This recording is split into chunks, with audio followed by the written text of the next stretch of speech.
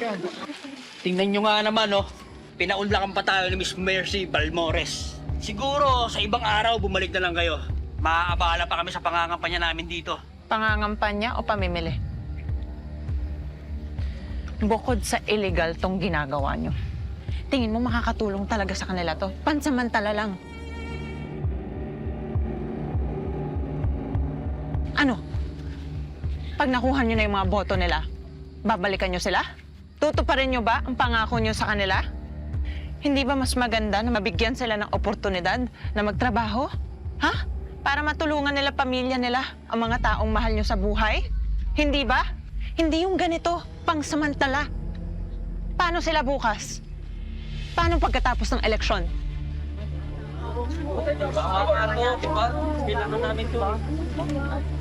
Ito po ay hindi pera pang tawid gutom. Nakalagay dito ang mga trabaho na pwede niyong pasukin. Magkakaroon tayong trabaho. Tama! Pag may mga tanong ho kayo, pwede ho kayo magtanong sa amin, wag ho kayo mahihiya. May mga numero ho kayo makikita dito sa baba, pwede niyo hong tawagan. Kung gusto niyo pong direkta na mag-apply, pwede po. Kontakin niyo lang.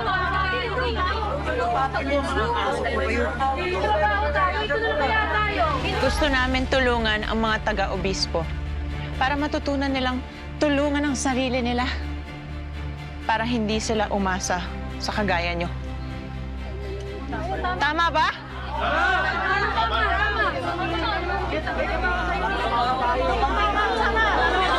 Tahimik! Basta, alam niyo na kung sinong dapat iboto niyo.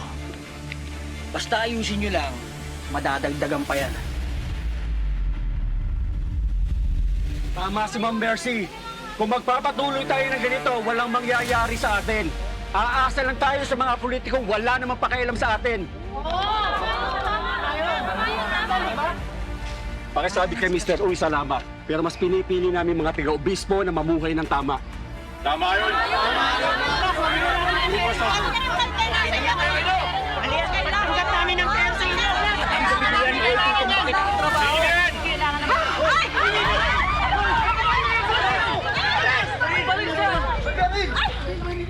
Walang magbabalik ng sobre mula sa puso ni Governor yan. Tanggapin nyo. Sawa na ako sa hirap. Kaya kung papatayin niyo ako, mas mabuti pa.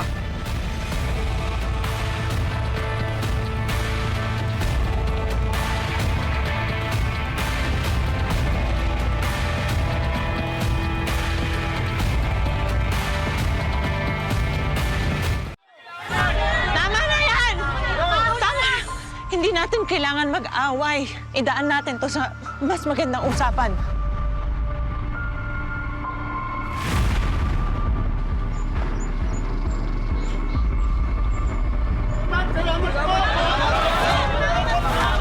Salamat po.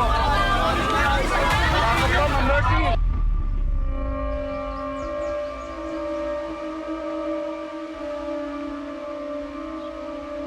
Judge,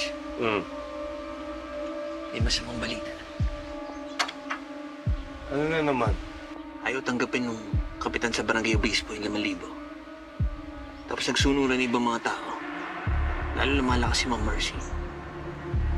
Patayin mo na yung apoy habang maliit pa. Susubukan ko po anong kaya kong magawa, Judge.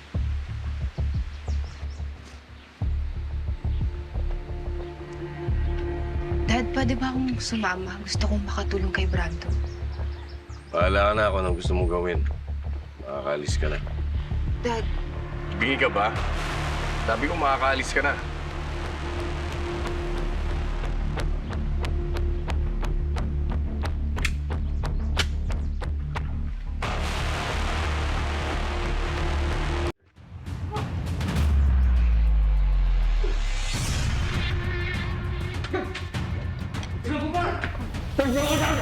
Saan niya ako dati?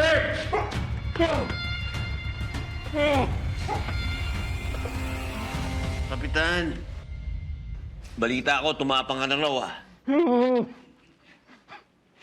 Hoy, sumagot ka! Ano sabi niya? Ano yung Kap? Gasbit, tanggalin mo na maintindihan kung sinasabi niya.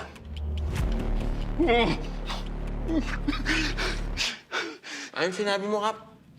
Pakapil mo na ako. Maawa ka sa akin. Bigyan ko muna ng tubig para may tindihan ka. Hindi pa rin kita ng marinig. Hindi nga natin mo narinig eh.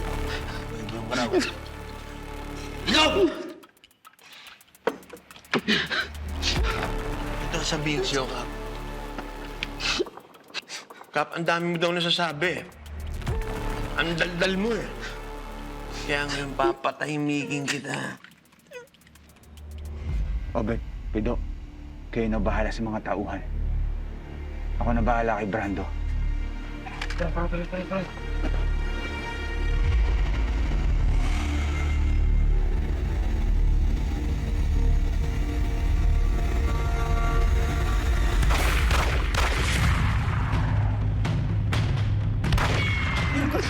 Labas kayo!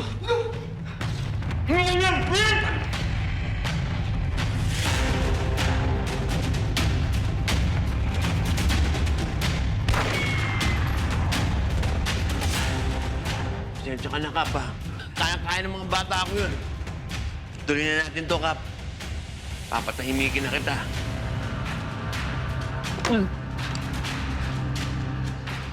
Maawa